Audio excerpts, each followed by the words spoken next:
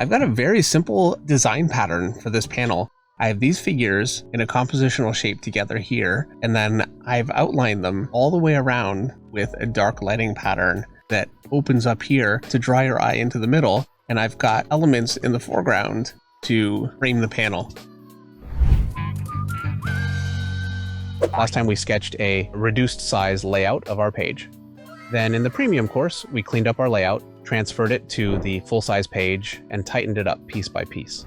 Now we have our entire page completely drawn in with all of our elements established without any shadows, line weights, or rendering.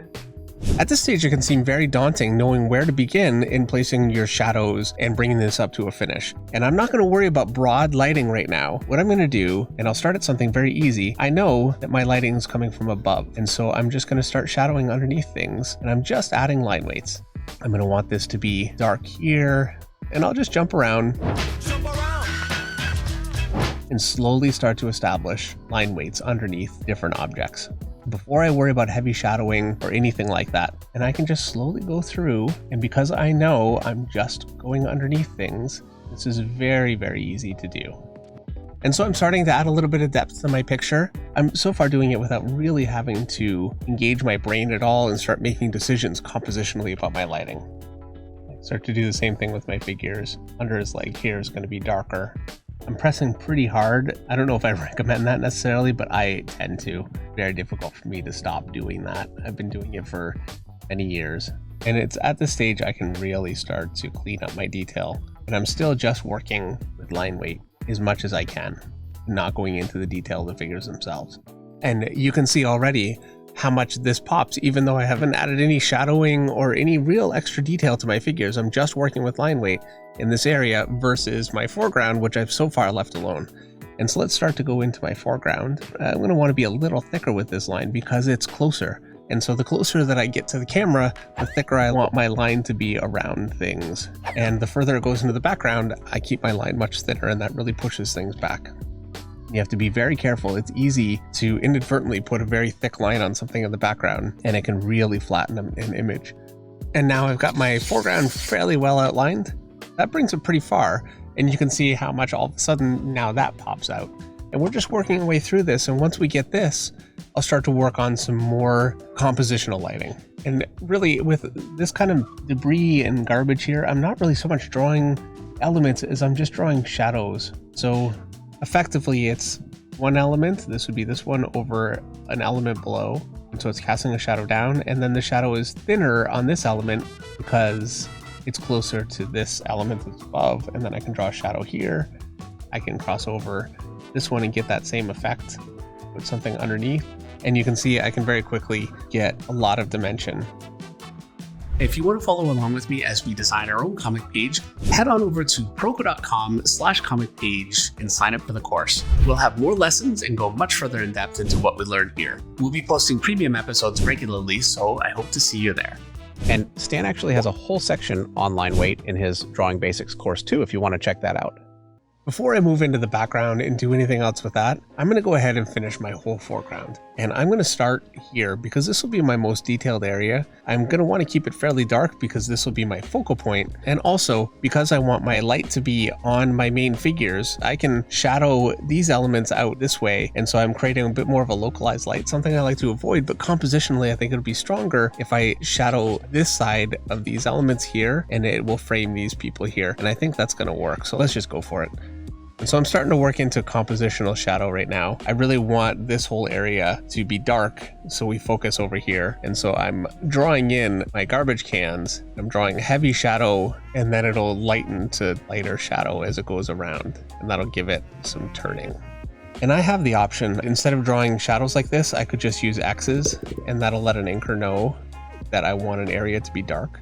I do not like doing that though, because I really want to know how my shadows are working together, and I find it difficult to visualize how my page is going to look finished if I'm just drawing a series of X's. And now I'm going to get my reference out from my rats again, and I didn't really concern myself with lighting for the rats, and so my lighting actually is not going to work with the lighting that I have in my picture reference, but this is where I can really just use my own drawing skills and infer my own lighting. And so I want the back of the rats to be pretty dark here. I'm just going to throw some shadow in The nice thing is, because rats are all covered in fur, it makes it pretty easy for me to fake in anatomy that I might not be otherwise entirely comfortable with. Keep cleaning up my shadows a little bit until they're a little more crisp. And just like with the other bin, it's a bit of a push and pull. I want it to have a nice rounding or dark on the other side. I don't want it to be entirely undetailed on this side. So as I thicken up the line on this side, I just go a little thicker back here. Just kind of play with it until I have an overall graduation of light to dark on the bin that works for me. Now, the next thing that I'm going to do, I really want to showcase these two figures. And so I'm thinking compositionally, I've got this whole area, and because I chose a light source that makes it dark here, I have my center of interest closer to the middle of the panel, but I can actually really accentuate that even more by drawing a compositional shadow across my wall, slash a shadow on the wall here, bring it down like this, and then down like this. But I want this shadow to be working for me before I shadow it all in and then have to erase it if it doesn't. That's going to work. And I could X this in, but again, I want to know how this is going to look. I want to have a lot of control over how my compositional shadows will play out. And so this shadow here, I'm not thinking about what light source I'm going to have for this. I'm thinking entirely about framing my main elements. And it would be very difficult and disjointing for me to throw this big shadow in here if I didn't go in and just initially start to establish my line weights and a basic light source. All right, I'm gonna go ahead and start to actually draw some detail into my main figures here. And it doesn't need to be much. I don't wanna get too carried away because we're working very small, just enough to give it a little texture. I tend to go fairly light in my block-in phase, so it gives me the ability to do this later on. And I think I'd like to put a shadow behind my character. I'll draw it here, behind his arm, just about like that. I'll just draw a thicker line, my detail behind him. It pushes them out from the wall compositionally, and I still have a pretty good light source on my figures so they're not too dark. Now with my other wall, I'd like to have kind of the same effect, do something just like that. And so I'm going to start to block that shadowing in. There's a certain amount of cleaning up. I get a little sketchy and loose with some of my lines, and I find the more a detail I'm adding shadow, I just added another line of detail in there just using shadow. And at this point, I'm going to need to take a piece of paper and put it under my hand. Otherwise, as I draw, I'm going to start to rub all this out. And I use a very hard lead. I use a 2H lead. And so smearing and rubbing isn't really too much of an issue for me, but it can still happen if you're not careful.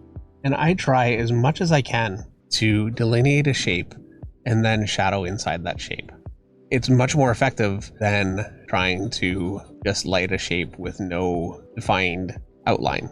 But I find when I'm drawing, a lot of times I'm not really sure of the overall shape I'm going to go for, and I'm kind of building to it, and so this ends up happening. I try to limit it, but it can definitely happen, and I've done it through here. You could see me kind of building my shapes a little bit, as opposed to properly delineating them the way that I'd like to.